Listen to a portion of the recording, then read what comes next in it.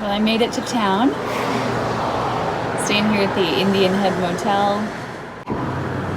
Town is great for a number of reasons. Of course, you know, get a shower. Oh, clean hair is so amazing.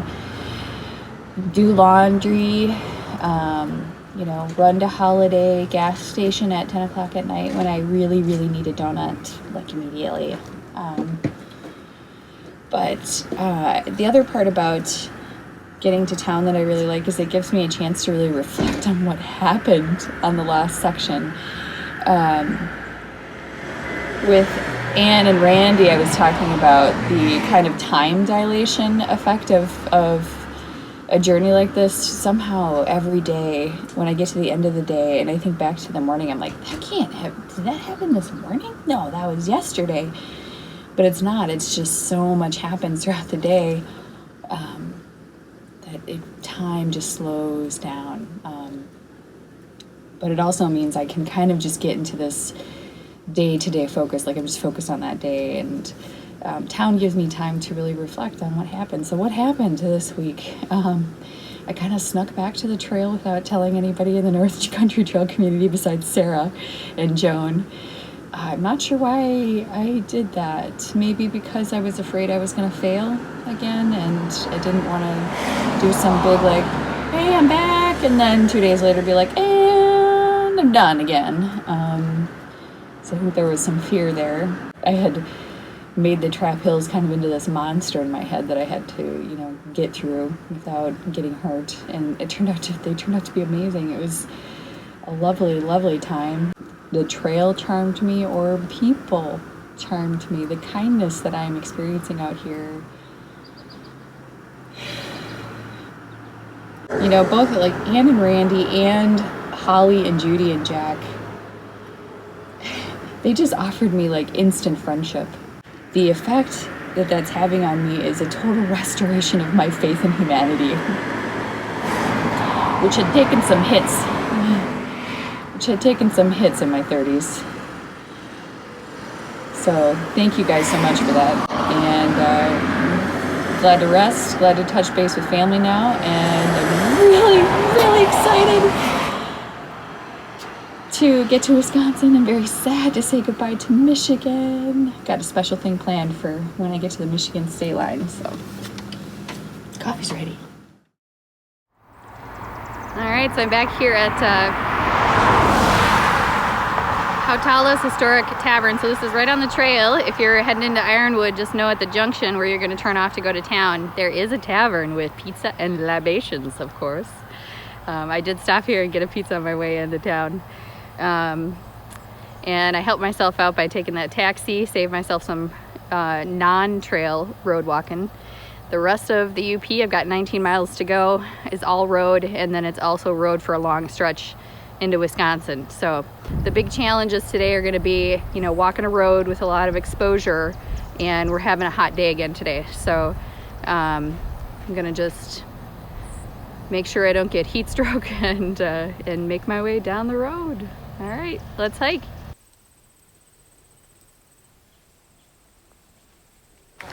So there are certain challenges that come with hiking a trail that doesn't have a guide. But also what that means is sometimes I get to discover something, right? So I was walking down the road, I'm like melting. I'm melting. And I'm out of water. There's no water sources around that I can get to. And I see this sign that just says park closes at 10. And I was like, well, I guess if something closes, that means there's something down there. And I wandered down. I was just looking for a water pump, really. And what I found was this awesome swimming beach and park. Like finding a pot of gold at the end of the rainbow. You know, here's this great park. Ate lunch here, took a swim, cooled down, got water. Met great people, had an amazing conversation with a woman named Nicole who grew up in Minnesota. I met another couple who were here earlier also swimming, and they were from Minnesota too. So I feel like I'm kind of like getting closer to my home state because now I keep meeting more people from Minnesota. Got water, feeling refreshed, and I'm excited to hike.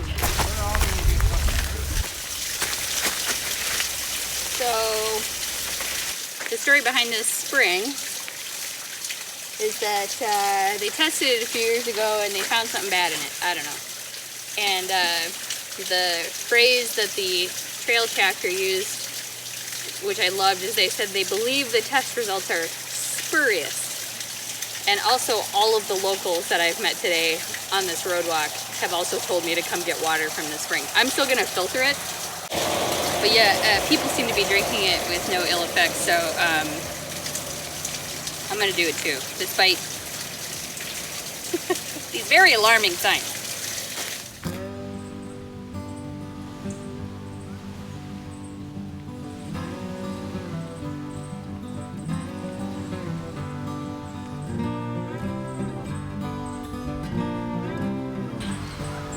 Yeah, that wasn't bad.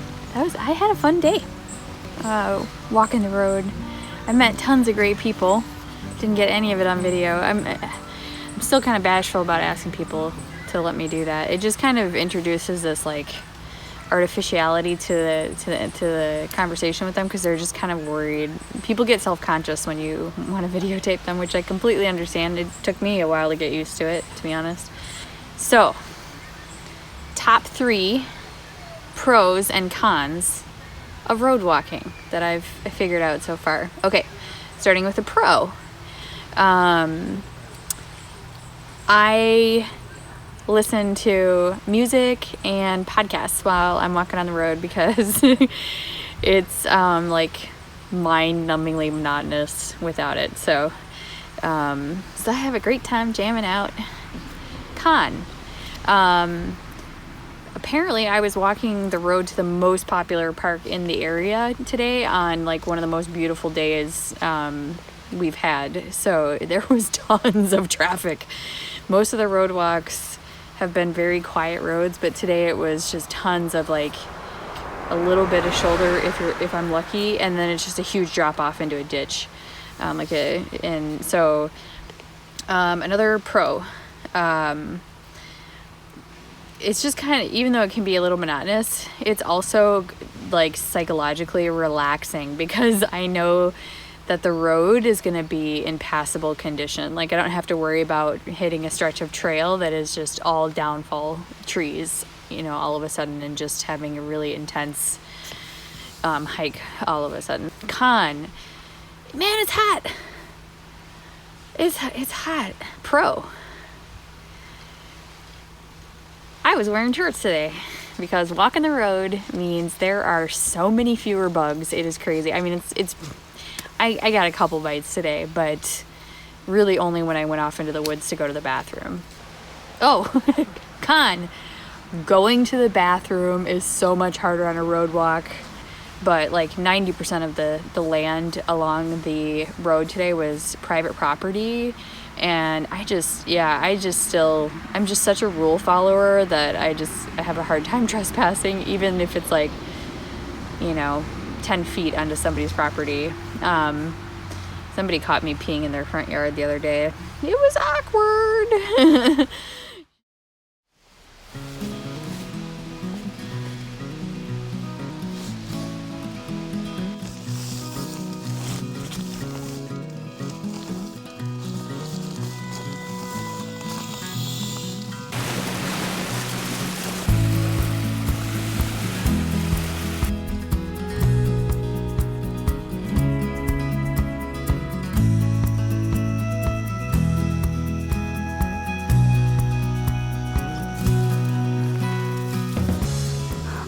Hi, baby.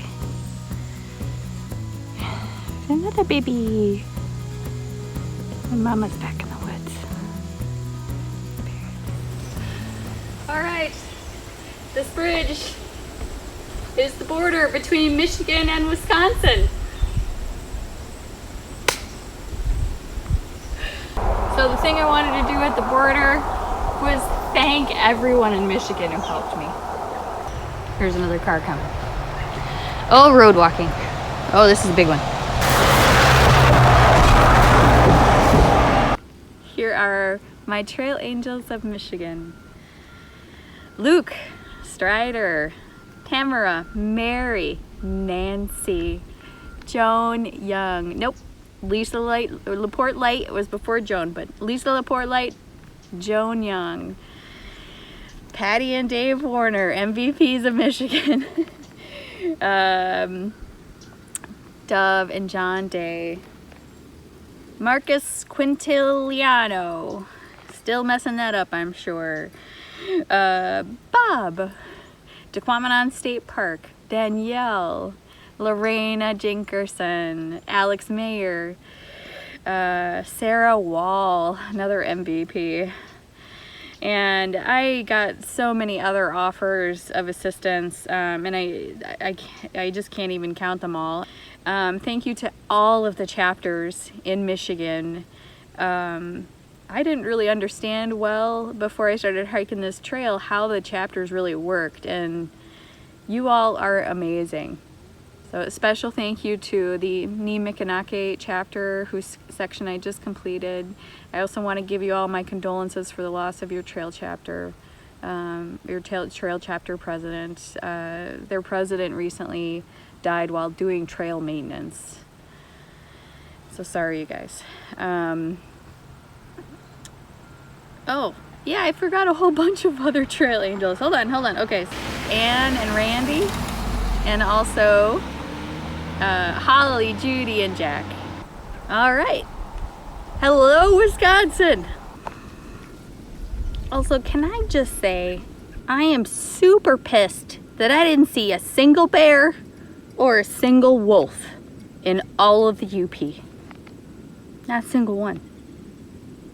I mean, I feel like I was pretty much promised that I was going to see a bear or a wolf. So it's starting to rain, and a really nice couple just stopped and let me know that there's actually some severe weather in Ashland right now, some pretty strong winds and hail. I'm just about 1.5 miles out from the little town of Saxon, where I think there's a bar, at least, bar restaurant. So I'm just gonna hustle into town and get there and see what the weather's doing. All right, so made it to town apparently just as the storm, the red edge of the storm is rolling in, and the gentleman told me that there's 90-mile-an-hour winds. I'm grateful to be in town for sure when that's hitting. That just feels super lucky. But if there's 90-mile-an-hour winds, that could mean that there's major damage in the forest as well, which would make going tough. So I'm definitely just going to hang out here for a while and see what happens. And get me a hamburger while I'm waiting. Storage price? Winter storage? Well, I don't know. Yeah, but his sister-in-law is going in his place. All right, those are the last of the road miles. Seeing my first North Country Trail confidence marker. And I'm off trail already. I thought these blue diamonds were NCT blazes, but they are not. Must be something snowmobiling related. Hail and 90-mile-an-hour winds never materialized, thankfully. And I got a good cheeseburger out of the deal. I hiked 20.5 miles today, so my biggest miles in a while. Found a great campsite near Upson Lake here, and really looking forward to having my dinner with this gorgeous view. Oh, I never thought I was going to get out of the UP.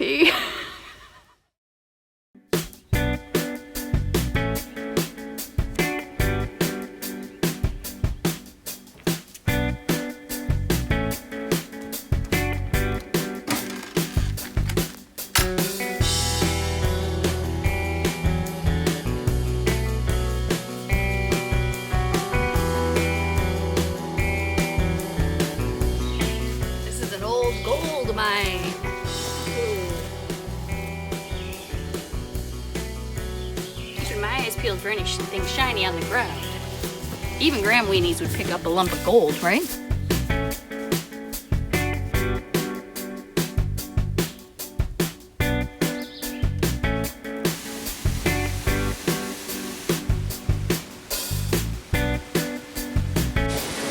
Good morning.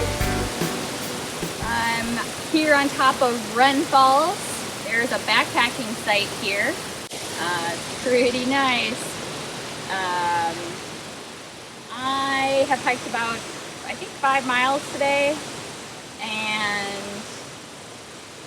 I am gonna need to do 17 more. I'm hiking to Copper Falls State Park.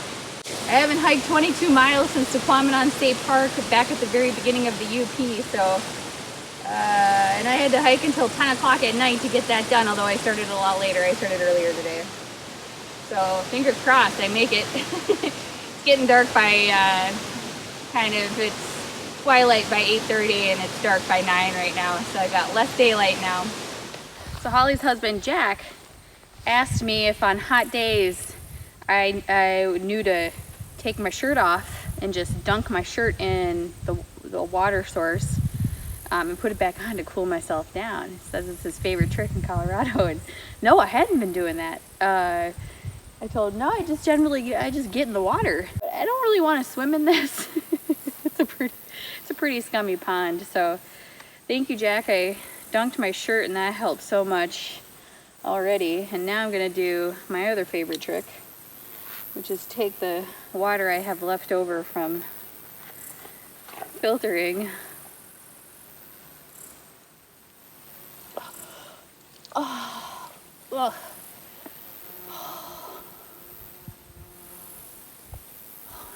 Yeah, it's like the heat just gets stuck in your head. Oh my gosh, that helps so much. Whoa.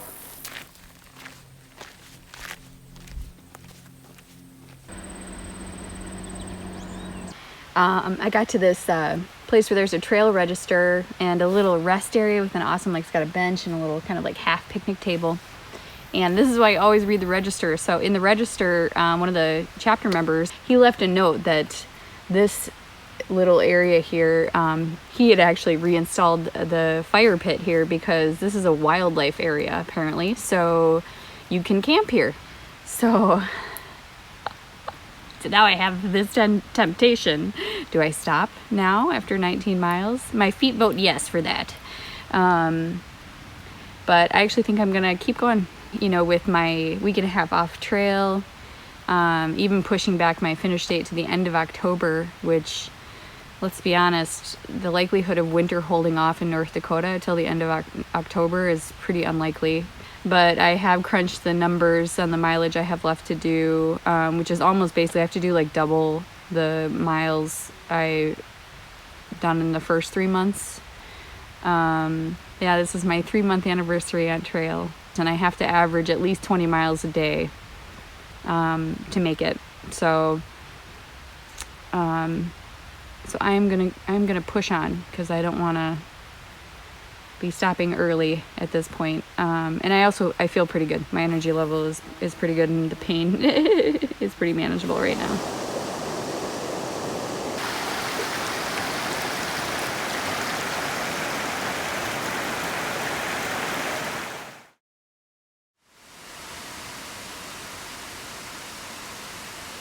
Good morning.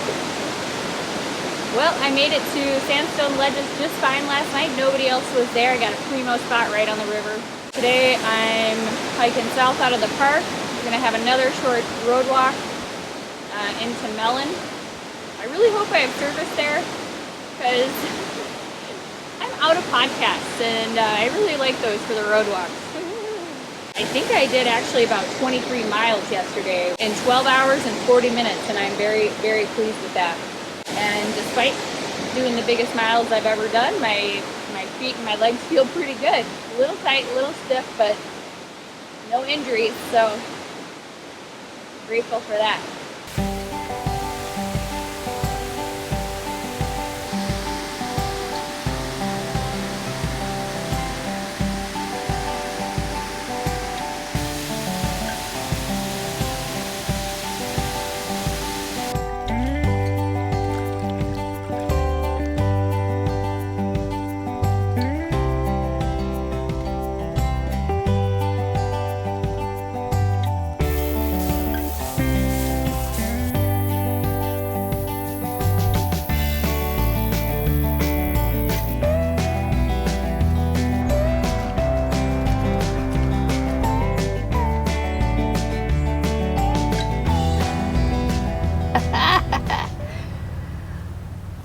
Well, I've managed to make it a whopping 5 miles in, I think, 3.5 hours. I mean, gorgeous waterfalls. I gotta stop and look at those. And then there was the swimming beach. I mean, oh, so humid right now that, you know, even early in the morning by like 8:30, I'm just covered in sweat. So I had to jump in and go swimming with the loons there. I don't know if you guys can see the loons behind me as I was swimming. That was pretty awesome. Oh, I'm supposed to make it 20 miles today. I'm pretty sure that's not going to happen. I don't think Melon has a motel. Otherwise, I'd be tempted to just stop. Good morning. What do you mean, good morning? You were just sitting on a bridge. It was yesterday morning. Correct. See, what happened was, I walked into Melon, and I was just dragging I felt like one of those wind-up toys where, you know, for the past, I covered 62 miles in 3 days. I was just chugging along. Then I was like, I just ran out of gas. Boom. And I kind of got stuck in Melon. Went to Northland Foods there and got a banana and yogurt and an avocado and Gatorade and a pop and ice cream. Strategy number 1, eat a bunch of fresh, good food, and try to get this energy level back up. But then they also had Wi-Fi at the Melon Public Library, which is just a great library. And I had a wonderful email waiting from Kristin and Jeff Dahl, who are Schwamagon. I've been saying that incorrectly. Schwamagon chapter members, inviting me to stay with them for a couple of days in Slack Pack. And I was like, yes! So I did end up changing my plan up. I had planned to hike 20 miles yesterday. Instead, I hiked 5. I'm always so conflicted when these moments come up during the hike where, you know, what my mind had planned for the day does not match what my body can do. There's this big question mark on this hike of, you know, will I make it to the western terminus before conditions get beyond my skill set, i.e. winter. And I kind of have a choice to make in response to that question. I can embrace my anxious tendencies and get really stressed out about it and just feel like every time something like yesterday happens, I feel like I'm failing. Or I can just embrace that this is part of the process and I'm learning as I go, and just have faith that everything's going to be okay and that I'm going to make it. Which sounds better? I'm going with option 2. I'm going with option 2.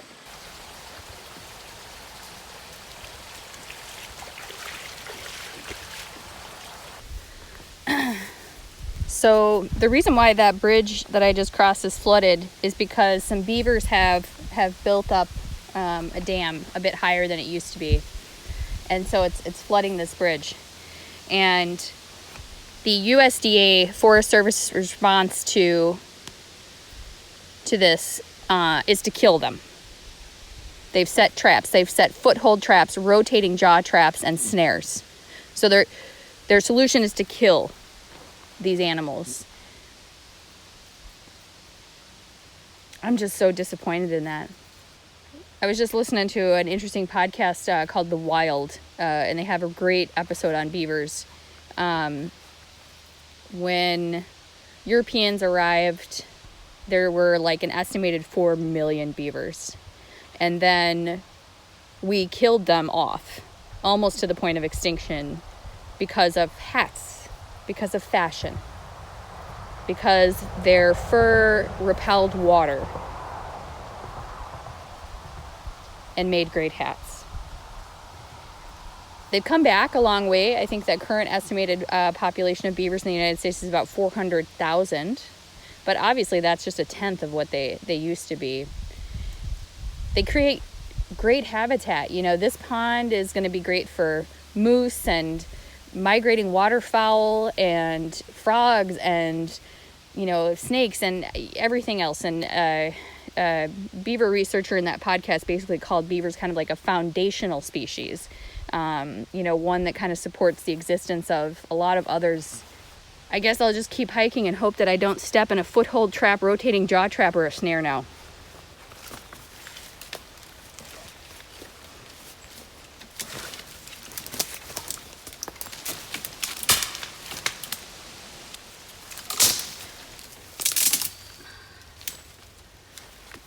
Clear enough.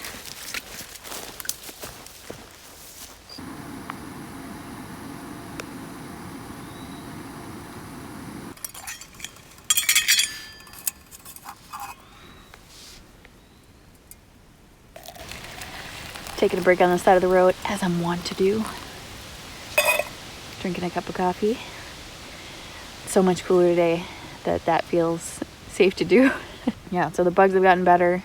I hope you know when I say they're gone, I don't really mean gone. They're just much lighter than they have been. So one thing Alex and I discussed in Marquette was how much time you have to think on the trail, which is not something I really get to do much when I'm kind of running the rat race working.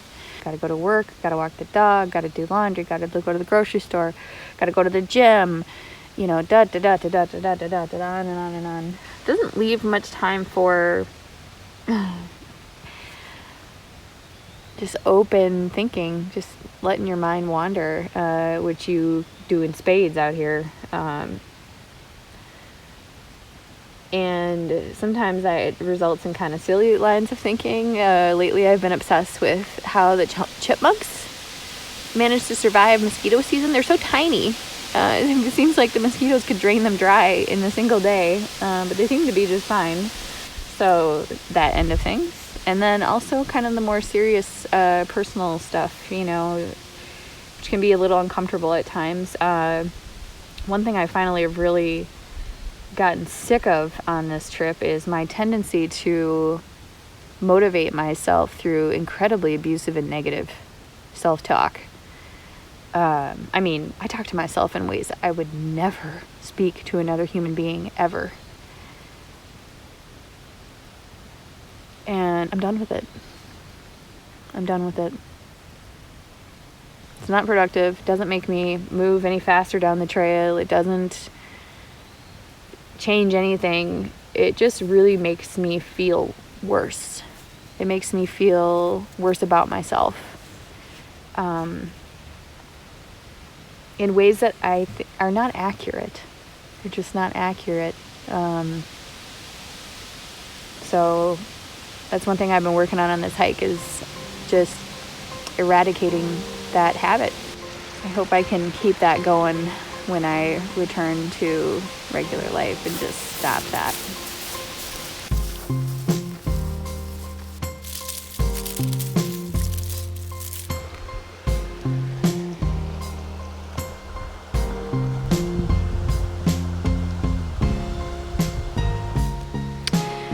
Sarah, who works for the Ottawa National Forest in forestry, was telling me about how maples are an amazing tree because seedlings can just hang out in the shady understory and they do just fine. And aspen, for example, can't do that. They need full sun to grow back up. But maples can hang out for a long time until a big guy falls down. And then she said they'll shoot up. So I guess those guys back there in the sun patch now are getting lucky. Now it's a race. Well, that's like the first abandoned campground I've come across on this hike. Guess they're not, it's not open. Both the gates are locked, and I mean, it's really overgrown. You can tell nobody's cleaning the latrine or anything. It wasn't gross in there at all. Kind of creepy though. Felt like a ghost town. Ooh.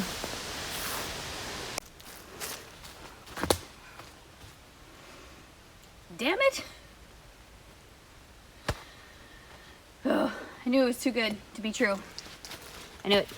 We go through the Swedish settlement, which is kind of. Oh, Yeah. cool. Yeah, I saw that on the sign today. Yeah, I think it's worth taking a peek for sure. Okay. You can see there's a Dairy Barn Foundation, and there's signboards with actually information about it, and they know quite a bit about the family that settled it. Yeah. So it's interesting. The other thing that's on that section is, it's called Long Mile Lookout. Yeah, And I that's love that name. Yeah, and it's Is it going to feel long? It's not a mile off the trail. That's what I didn't know. I'm like, I don't think it's even a quarter mile off. But it's uphill because it goes up to a fire tower. Yeah. But I just thought it meant that, that's like, funny. this mile's going to feel extra long. Exactly right. 1,000 steps is a mile. Yeah. So you Okay. just count like 100. I keep track of my fingers. 200, 300. So you go, how many steps? 552. Yeah, I know he knows, even though he hasn't been counting all the I've tried to do that, Jeff, and I've never been able to get above 300. I always lose count.